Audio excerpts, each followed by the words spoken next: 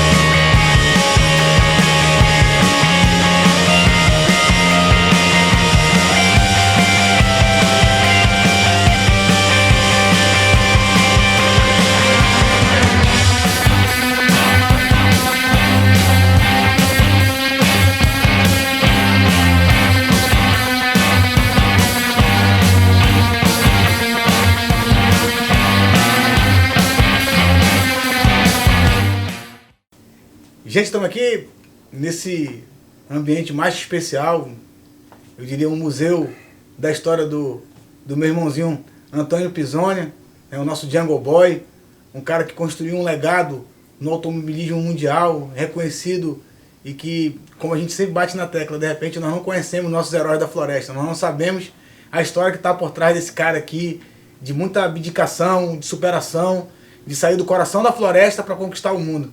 Pô, obrigado por estar recebendo a gente aqui, Antônio. É muito prazeroso, assim, como teu irmão, como teu amigo, de me vislumbrando e admirado mais uma vez com a tua história. É algo que pra gente fica marcado como amazonense, de orgulho mesmo. Além de um grande profissional, você é um grande pai, mas essa história aqui, cara, ninguém vai apagar, né? E tão cedo, infelizmente, vai se repetir. É verdade. Bom, primeiramente um prazer, Fabrício, que é um grande amigo aí de longa data, né? Sempre foi um incentivador aí, por onde passou, sempre ajudou, não só eu, muitos atletas aqui em Manaus, o esporte em geral, né?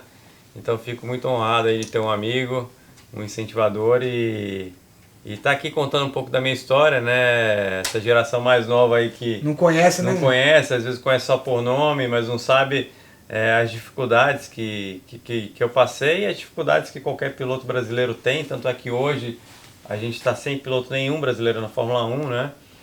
E assim, você até me perguntou antes de começar a entrevista quantos pilotos brasileiros passaram pela Fórmula 1. Eu não sei de cabeça o número, mas eu sei que são poucos, né? Aí talvez menos de 40 em toda a história da Fórmula 1 aí de 60, 70 anos, né? E é um número bem baixo e assim, infelizmente, como falei, nesse momento a gente não tem nenhum piloto brasileiro e a expectativa é que nos próximos anos também não tenha, porque são poucos pilotos que estão ali nas categorias de base, né, que estão realmente se despontando, né, como uma jovem promessa brasileira, né. E como é que foi a tua história, mano? Começou no kart, criança ainda, no kartódromo da Vila Olímpica. Antes disso? Manaus não tinha kartódromo, né? E onde que eram as provinhas? Eu comecei com 9 anos, aqui em Manaus o kart, ele sempre teve uma história, sempre existiu no Amazonas de uma forma bem amadora, como era antigamente, mas existia, assim como no Brasil inteiro, por onde se andava, tinha uma pista de kart, tinha gente praticando kart no Brasil, né? E hoje caiu muito, né? Infelizmente caiu muito. É um esporte que caiu muito nos últimos anos. Começou a cair, na verdade, alguns anos atrás, quando teve aquela crise mundial devido à bolha imobiliária americana, né? Que o dólar no Brasil subiu muito. E naquela época 90% das peças que vinham para o Brasil eram importadas, né? Aí viabilizou. Aí, pô, os pais, primeira coisa que corta, né? É a brincadeira do filho, né? E então isso afetou bastante o automobilismo no Brasil, né? E a gente teve uma safra aí que foi interrompida devido a essa primeira crise. E é exatamente a mesma crise que a gente está passando agora, né? Então, ou seja, gerações futuras aí que poderiam estar surgindo Estão daqui comprometidas, né? 5, 10 anos, vão ser totalmente comprometidas devido à crise que a gente está passando agora, nesse momento, né? E o que é uma pena para o Brasil, né? Assim, eu obviamente fico muito feliz pela carreira que eu tive, pelas oportunidades que eu tive, mesmo com todas as dificuldades, né? Sair daqui de Manaus, como eu falei, não tinha pista, eu tinha que sair de Manaus e ir para São Paulo, eu com 12 anos de idade, né? Depois que já estava praticamente profissionalizado, eu pegava avião sozinho aqui, né? Menor desacompanhado, na época eu usava um negocinho no pescoço, né? A aeromoça vinha, levava Era na uma mão criança indo fazer um papel de gente grande. Hein? E viajava sozinho, saía daqui geralmente na quinta-feira, perdia a sexta-feira de aula, né? E fazia o final de semana de corrida, corria domingo, voltava para segunda-feira estar na aula de novo, né? E minha vida foi assim durante 5 anos, porque realmente não tinha cartódromo aqui. Até que eu saí do Brasil, né? Foi campeão brasileiro de kart? Fui campeão brasileiro de kart, campeão paulista várias vezes, que era o campeonato na época mais forte que existia no Brasil, né? E o kartódromo aqui foi construído depois que eu já tinha saído do kart, né? E assim, como eu estava falando, fico muito feliz pela história que eu fiz, mas ao mesmo tempo fico triste em não ter deixado um legado, não ter deixado uma continuidade aqui na minha carreira, né? Porque depois de mim realmente não veio mais ninguém. E não tem ninguém, o kart em Manaus hoje praticamente não existe, né? E assim, amazonense na Fórmula 1 é uma coisa que não dá nem para se sonhar hoje, né? Porque realmente a gente não tem expectativa nenhuma, 0, 0, 0. Fui o único, né? E infelizmente vou continuar sendo o único durante muitos e muitos anos. E como é que foi sair de São Paulo? Já estava longe de casa, foi para mais longe ainda, foi para Inglaterra.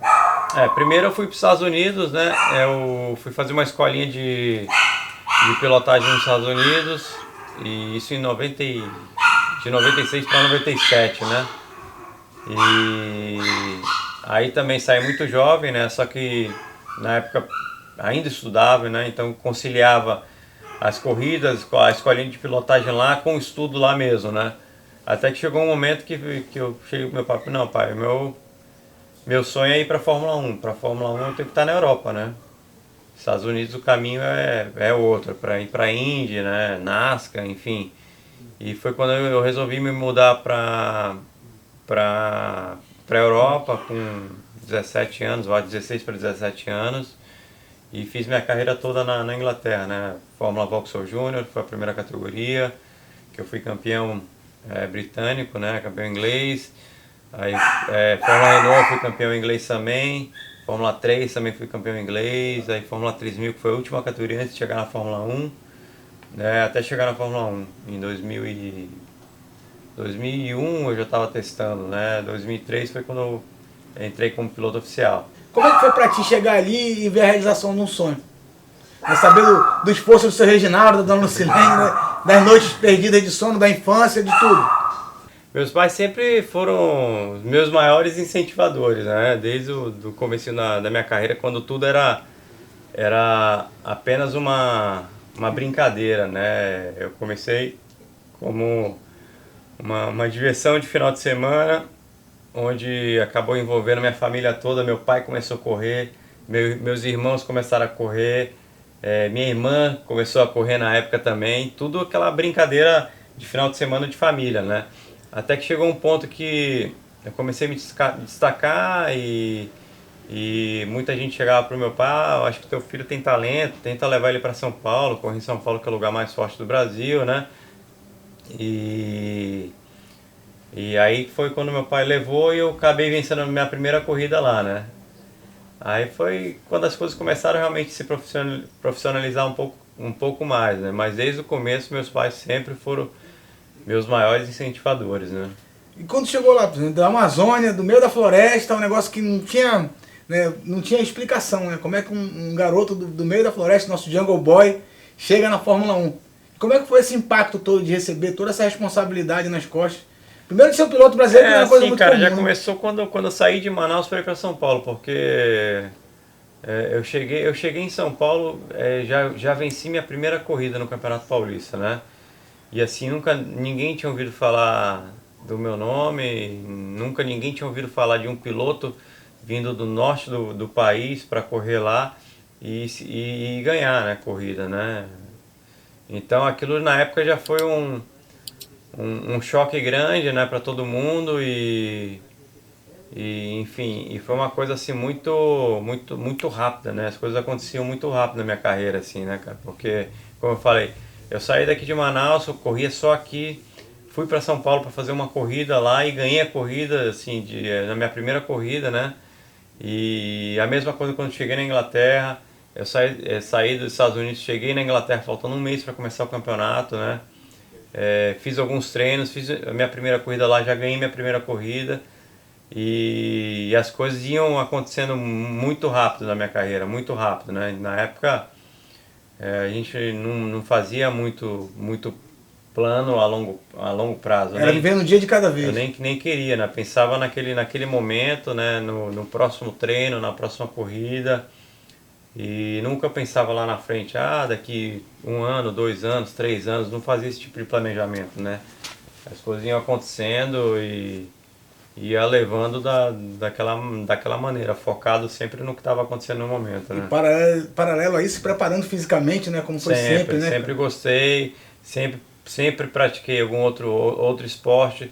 Durante a minha carreira, obviamente tive que dar um passo para trás, assim, em muita coisa que eu gostava de fazer em relação ao esporte, né? Alguns outros esportes que eu gostava, futebol,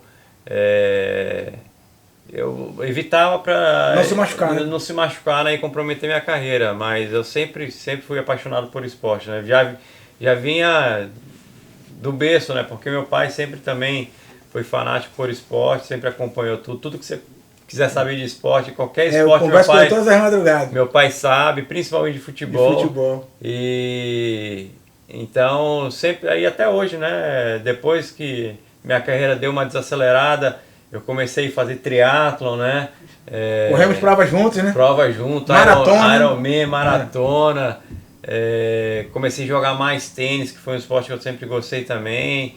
Enfim, futebolzinho de vez em quando. Futebol com bem mais frequência, né? Enfim, aí comecei a unir o útil ao agradável, né? Porque eu praticava um esporte e ao mesmo tempo ajudava a minha preparação física para que sempre foi um grande diferencial, né? E como é que surgiu o convite de ir para virar piloto de teste da Williams? De onde que surgiu? Isso foi dos resultados que estavam acontecendo na Europa? Na verdade, assim, meu primeiro teste de Fórmula 1 foi em 99, desculpa, eu fui campeão inglês de Fórmula Renault e a premiação para o campeão era um treino de Fórmula 1 com a Williams, que tinha um motor Renault na época, né?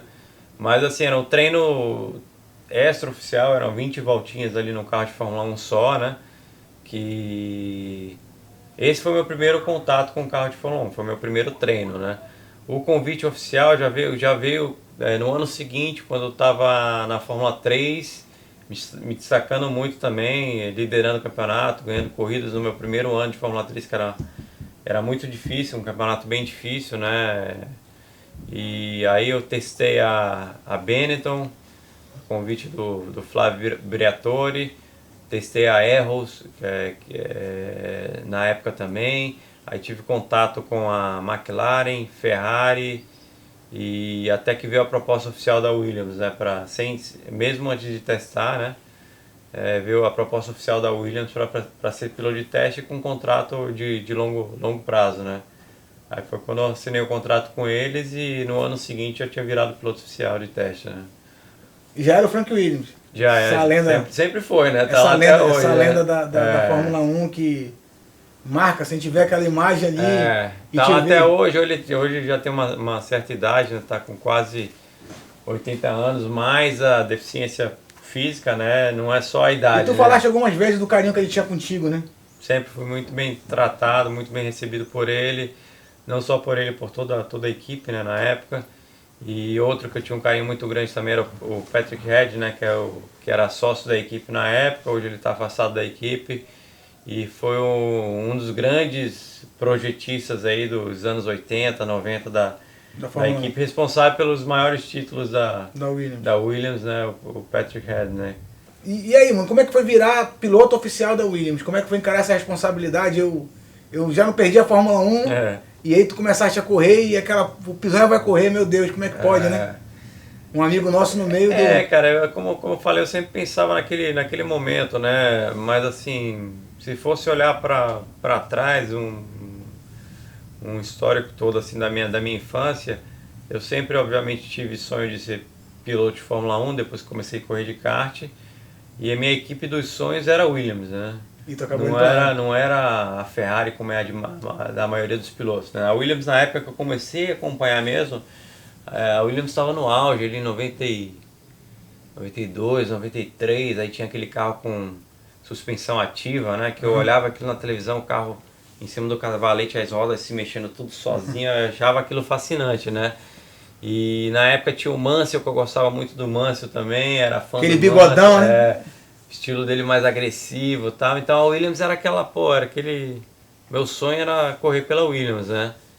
E vi o Frank Williams na cadeira de roda na televisão Mas assim, naquele momento que eu estava ali dentro da equipe, eu não pensava muito nisso, ficava muito focado, mas depois a gente olha para trás e fala, pô, quanto aquele momento foi especial na minha vida. Onde eu cheguei, né? É. E depois eu acabou indo para Jaguar, né? Foi o contrário, primeiro eu fui... Foi para Jaguar e depois para Williams. Eu na verdade eu era piloto de teste da Williams, né? Aí surgiu uma oportunidade eu tinha um contrato de longo prazo com a Williams, surgiu uma oportunidade de ser piloto oficial da Jaguar. A equipe me liberou para Jaguar, né?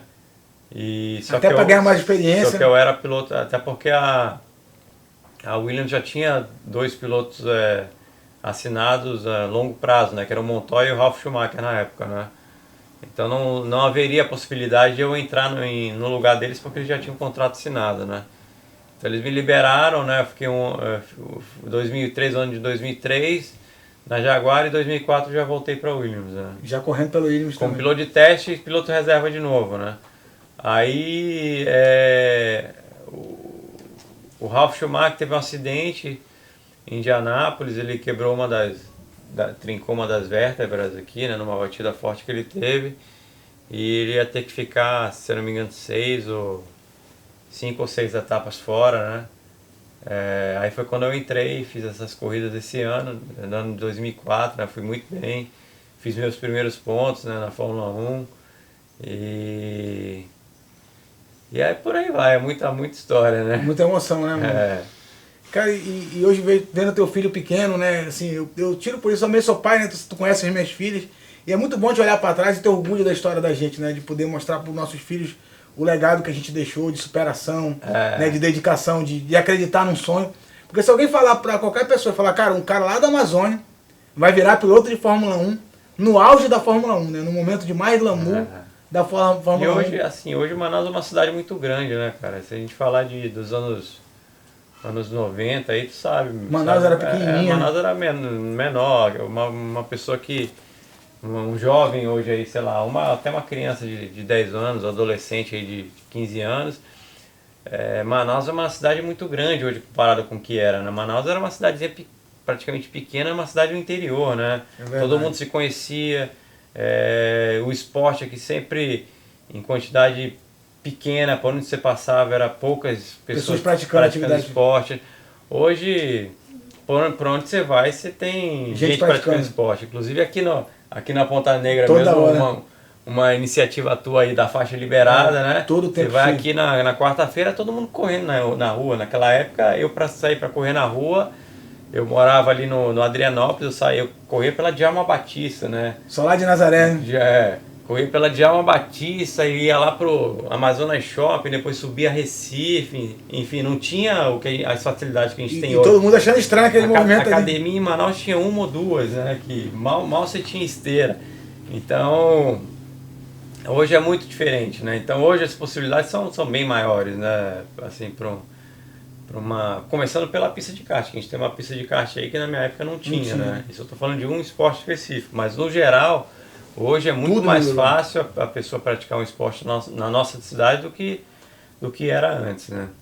E qual o grande legado que tu acha que tu deixou assim? Eu tenho certeza que pra mim essa história de superação, né? Eu falo isso pro teu pai todas as madrugadas que eu encontro com ele, eu falo, pô, o Antônio pra mim é um exemplo, porque tudo que tu fizeste, tu mergulhou de cabeça. No triatlon, já mesmo que sendo uma brincadeira pra gente, né, de estar ali praticando atividade, de estar buscando qualidade de vida, mas tu sempre buscando o teu melhor, se dedicando aos treinos, se dedicando a fazer o melhor. Nada vem de graça, né, Fabrício? Sabe muito bem disso, cara. Eu tive várias barreiras. Por exemplo, a maior delas foi ter, assim, chegado num país diferente, onde eu não falava a língua, né, com cultura diferente, hábitos totalmente diferentes, né, clima totalmente diferente do nosso, que foi a Inglaterra. E você, quando você vai enfrentar um desafio, quando você está no teu ambiente, né, pode ser até ser um ambiente de trabalho. Quando você muda o teu ambiente de trabalho, você já enfrenta uma dificuldade. Imagina uma pessoa, um piloto, sair do Brasil para correr na Inglaterra, né, sair de Manaus para correr na Inglaterra, correr contra ingleses, né? Europeus ali. Que tem a equipe inteira que é inglês, os pilotos são ingleses, as pistas são inglesas, tudo a favor deles, né? Nada a favor nosso. Domina o idioma. Domina o idioma, se expressa 1000 vezes melhor em relação a algum problema Ajuste no carro, do carro. né? Então, tudo a gente, o brasileiro quando sair daqui, tudo saía com uma desvantagem muito grande, né? E assim, só que por outro lado eu me dedicava muito mais que todo mundo. Então às vezes eu saía para treinar, sei lá, 9 horas da manhã ou 4, 5 horas da tarde, num frio de 0 graus. Saía para pedalar e eu lembro que para não sentir frio, eu colocava um saco de lixo em cima da roupa, em cima da jaqueta, moletom, tudo, né? Um saco de lixo, que fazia uns furos aqui, né? E aquilo funcionava como um paravento, né? E todo cheio de máscara e tal, e tinha que treinar, cara. Não tinha jeito, Ia né? pra piscina no inverno, o aquecimento da piscina não funcionava, aquele frio que... Doía na espinha, né? Pô, mas tinha que treinar, tinha que nadar, né? Saía de casa pra fazer um treino no escuro com menos 5 graus, aí tinha que dirigir 3, 4 horas de estrada para chegar no autódromo e treinar, depois voltar para casa no final do dia de novo e por aí ia, no né, outro cara? dia de novo, né? Isso tudo sozinho, né? Que eu saí, fui morar sozinho, né? E como é que foi ficar longe de casa, por exemplo, assim? Naquela época é mais um exemplo das dificuldades que a gente tinha. Primeiro, praticamente não existia telefone celular, né? Ligar pro Brasil, esquece, né? Era caro demais. Puta, se eu não me engano, era $8 um minuto, né? Então eu falava com a minha família assim uma vez por semana, rapidinho assim, né? E depois de alguns anos lá que inventaram um sistema que chamava na época callback, né? Que se ligava para um número, aí essa operadora te ligava de volta e fazia uma conexão, aí a partir dali você conseguia discar pro Brasil, que aí barateava, o valor da tarifa ficava mais barato, né?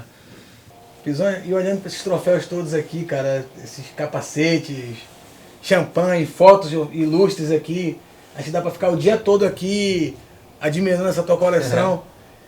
O que significa isso aqui tudo para ti, cara? O que tu pode resumir de olhar para cá, para essa história? Eu sei que várias vezes deve ter se pegado olhando para cá e falando, meu Deus, olha a história que eu construí, olha o que eu consegui escrever no automobilismo mundial, né? Assim, é que a gente, uma pessoa, eu acho que é natural do ser humano que é competitivo, né? Sempre está insatisfeito, por melhor que o resultado seja, né? Aquele cara que tem vontade de ganhar o tempo todo, se chega em segundo é a pior derrota do mundo, né? Sendo que às vezes um segundo lugar é uma vitória. É uma vitória, é um resultado bom, né? E assim, eu olho tudo isso aqui, mas eu queria ter alcançado muito mais, né? Queria ter alcançado muito mais. Mas assim, reconheço as dificuldades que eu tive, fica mais do que provado para todo mundo aí que o que eu conquistei não é fácil, até porque até hoje ninguém Chegou, da nossa né? cidade chegou e infelizmente não vão chegar tão cedo, né? Pode colocar 10, 15 anos aí pra frente que não vai ter nenhum nome nem próximo de chegar lá. Até porque hoje já era difícil, hoje está muito mais difícil, como você colocou, né? Com É, todos os obstáculos que estão aí. Até porque não existe um piloto brasileiro, como também colocou na Fórmula 1, onde representando o nosso é, país. A vida toda sempre teve alguém, inclusive dentre esses poucos que chegaram lá, você foi um deles, né? é verdade. Mas é assim, isso aqui fica, essa história fica, acho que fica muito mais para os outros do que para mim, né? Para mim a vida continua, né, cara? E o que o A Pisonha faz hoje? história. Além de estar praticando atividade física, como é que tá a vida do Pisonha? Hoje eu estou bastante focado na empresa da família, O né? marido da Babi? Também na família, meu filho pequeno que está aqui. Vem cá, filhote. Que está andando de kart de vez em quando. Gosta, né, filho? Vem cá, filho, vem cá. Olha aqui o filhão do Antônio Pisoni. A cara da Babi, graças a Deus. A cara da Babi é a cara do papai. A cara Papai, do né? papai, né? Todo mundo fala que é a cara do papai, né? E assim, a história é para os outros, né? Para ele, enfim, para quem torceu, para a cidade, para o país, né? Para o mundo, né? Porque, queira ou não, um piloto de Fórmula 1 ele tem seguidores, tem fãs do mundo inteiro, né? E a história fica para eles, né? Para mim foi uma fase da minha vida que obviamente jamais vai se apagar, uma fase muito especial que eu espero que sirva de exemplo para outros, né? Independente do esporte, né? Ou independente até que seja relacionado a um esporte. Acho que o exemplo fica para qualquer um, né? De Um exemplo acreditar. de Né? acreditar, de superação, de querer muito, porque tem que querer muito, né? Saber que, Abrir mão de muita coisa, né? pô, demais, né?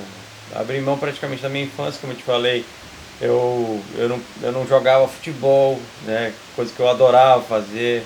Eu, às vezes eu morava num apartamento na época, que eu já estava profissionalizado, né? Eu via meus amigos lá, todo mundo brincando, eu não podia descer para brincar se era alguma coisa perigosa, né? Evitava.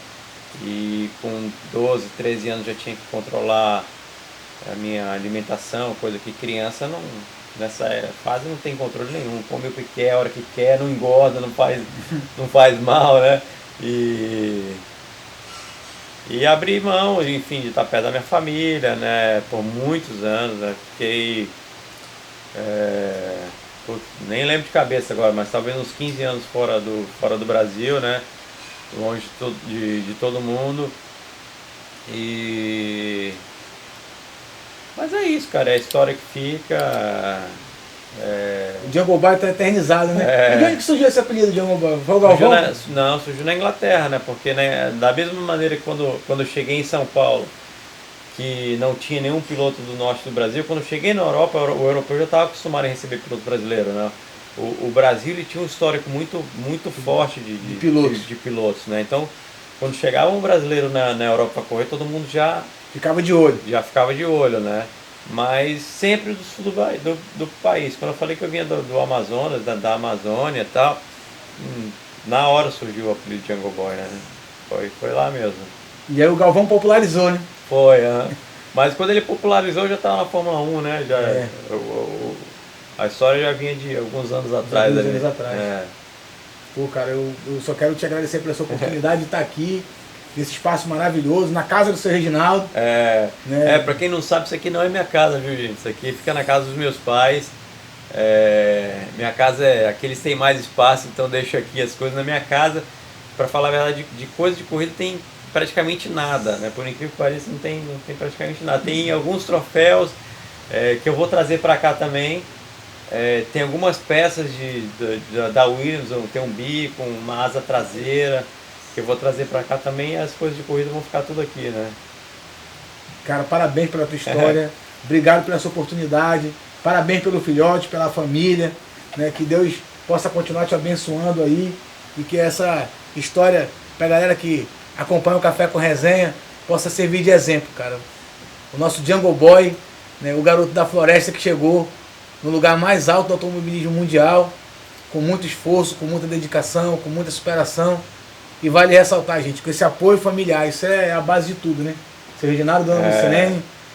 Meus irmãos também foram fundamentais assim, na minha história, né? Porque, queira ou não, chegou um momento que, como eu falei, eu comecei a me destacar, a família inteira teve que abrir mão de muita coisa para que eu pudesse continuar correndo, né? Meus irmãos principalmente, porque no começo do automobilismo, meu pai tinha que bancar, né? Você sabe que caro, né? Na época aquela fase de amadorismo, né? De kart, né? Praticamente não existe praticamente patrocinador, né? Então realmente o dinheiro tem que sair da família, né? E assim, às vezes para meus irmãos deixavam de ter algumas coisas para que eu pudesse continuar correndo, né? Então eu lembro que a gente acabou jantando lá em Brasília, eu tava a trabalho e tô assinando um contrato lá com uma equipe da Stock Car. Chegou a correr aquela fórmula que você correu pelo Corinthians também? Isso, Super League. Super League. E hoje, já tem alguma possibilidade de tu pilotar assim, novamente? Eu sei que surge convite, né? Hoje, assim, eu tô bem mais focado na empresa familiar, né? Até porque meu pai hoje já tem uma certa idade, minha mãe também está bem focada na empresa, tá todo mundo envolvido, meus irmãos. E a gente quer, daqui a alguns anos, quer que meus pais realmente dêem um passo para trás e vão descansar um pouquinho. Dar uma viajada, meus irmãos cuidar mais um pouco da empresa, né? Então nesse período de 2 anos, já estou 1 ano, e esse ano novamente resolvi focar somente na empresa. Assim, faço uma corridinha de kart aqui, durante uma ou outra, de vez em quando, para manter a forma. E se surgir alguma oportunidade de fazer uma corrida, vou fazer, mas não quis fazer nada, um contrato anual fixo, né? Porque aí o meu foco ia ter que ficar dividido, né? Gente, eu quero agradecer mais uma vez essa oportunidade, deixar um beijão aqui na família do Pisoni. Eu sou suspeito para falar porque é um carinho enorme, né? O seu Reginaldo, dando Lucilene, te conta todas as madrugadas para treinar junto. A Andresa está lá na Bahia, mas a gente está sempre pela rede social. Do teu irmão Adriano também sempre encontro, né? Às vezes que eu vou lá na fábrica do teu pai tomar um café, ele tá sempre lá.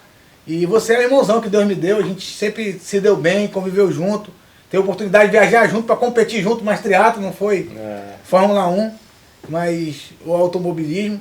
Que Deus te abençoe, mano, que Amém. Te proteja, que você continue sendo esse exemplo, não só para mim, mas como todos os jovens do nosso país aí que sonham um dia em se destacar em alguma modalidade esportiva. Deixa um abraço e um recado para essa galera do nosso café. Quem quer ser pilotinho aqui, ó, tem um cara aqui do meu lado que fala que quer ser piloto. Mas com o pai desse eu também queria ser. Aí, ó, é melhor tu fazer a primeira entrevista dele aí, vai que lá na frente ele vira piloto, de verdade.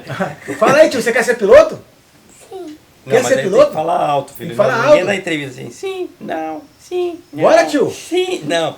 Fala assim, eu quero ser piloto porque eu quero ser piloto de Fórmula 1, eu quero ser piloto só para brincar no final de semana, eu quero ser piloto só para poder correr com meu pai quando ele estiver velhinho, eu dar um cacete nele.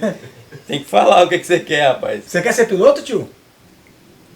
Igual o papai? Uhum. Que legal, cara. Você tem orgulho do papai? Sim. Muito orgulho? Você quer ganhar um montão de troféu assim que nem o papai? Uhum. Quer mesmo? Deixar o papai e a mamãe com um sorrisão desse tamanho, igual a vovó Lucilene e o vovô Pisonha? Hein? Era assim que o vovô ficava com a vovó. E o seu tio também ficava aqui, ó, batendo palma pro papai muito. Aí a gente vai bater palma pra você, eu e o seu pai. E a mamãe. Vai ser assim? Hã? Olha aí, então, quem sabe, né? Pergunta se ele já correu. Já correu, cara? Já correu? Já correu? Em competição, não. Só com o papai no kart? Só treinando, né, filho? Tá treinando? Tá quantos aninhos já? 8. Tá com 8 anos já? Fez 8 agora essa semana, né? Faz uma semana que fez 8 anos, né? E tem tudo a ver, né? Porque eu vi teu aniversário de 1 ano, era do Relâmpago McQueen.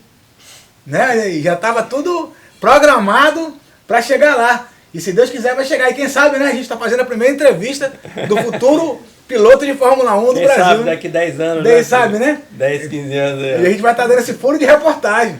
Que tal? Deixa um alô aí pra turminha aí, ó. Gente, me acompanha aí, que logo, logo... Né não? Uhum. Pega o capacete do papai aí, ó. pra dar aquela moral. Ele tem o capacete dele. Já tem o capacete teu, cara? Fala aí da história do desenho do teu capacete. Como é que é a história do desenho do capacete? Como que você escolheu o desenho do seu capacete, qual que é a cor, como que é o desenho dele, por que você escolheu? Fala aí, conta aí um pouco. Por causa do capacete do papai.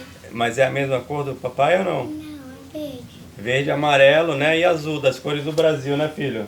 Uhum. O desenho é igual ao do papai, só que com as cores diferentes, né? É legal, é bonito o capacete dele. Que legal, cara, pra É, te ver, né? Quantas pessoas tu influenciou, inclusive dentro de casa, né? Que dentro de casa é fácil influenciar, né? Cara, mas nós somos os heróis dos nossos filhos, né? Mas é muito legal ser o herói com uma história bonita pra contar, né? Porque ele tá querendo ser piloto porque ele sabe de alegria que tu deu pra mim, pra milhares de amazonenses, pra milhares de brasileiros de chegar lá e esse orgulho aí que você desponta nesse pequenininho aqui é algo que... Agora eu falo pra ele, dá pra ser piloto sem estudar, meu filho? Não, né? Tá estudando muito? Papai era bom lá no Danelson.